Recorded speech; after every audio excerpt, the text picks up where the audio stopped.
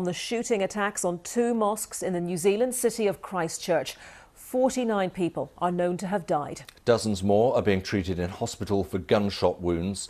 Witnesses say at least one gunman opened fire on worshippers at the mosques as they were gathering for Friday prayers.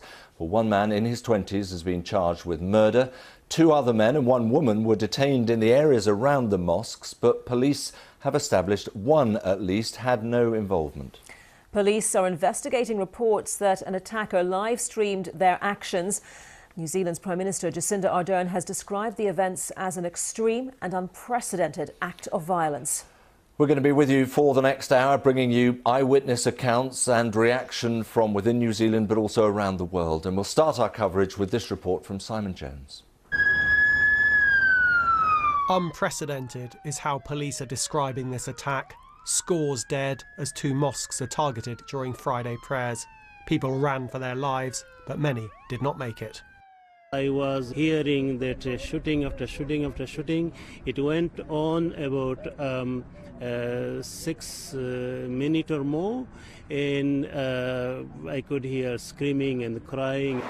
People outside were also caught up in the chaos. I stopped the car in shock, and I leaned either way, I'm not sure, left I think across the seats to try and avoid getting shot, and apparently a bullet went sailing over my car and struck the one in the back. It's believed the gunman filmed his attack. Explosives were found attached to vehicles. It is clear that this can now only be described as a terrorist attack. From what we know, it does appear to have been well planned. All mosques in the country have been told to close their doors. Schools were put into lockdown. A man has been charged with murder. That part of our investigation will be to look back at every possibility to ensure that we in law enforcement and security didn't miss any opportunities to prevent this horrendous event. The Australian Prime Minister said one of those arrested is from his country. I can confirm that the individual who was taken into custody, I've been advised, is an Australian-born citizen.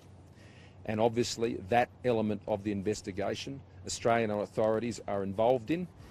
A community and a country now trying to comprehend one of its darkest days. Simon Jones, BBC News. And just to bring you right up to date, the Prime Minister Jacinda Ardern did say categorically in her last briefing, which was not long ago, that this is being perceived very much as a terrorist attack, although she also conceded that those people who've been arrested were not on any security watch list. Police are still trying to establish whether the gunman responsible for the attack at the Al Noor Mosque was also responsible for the attack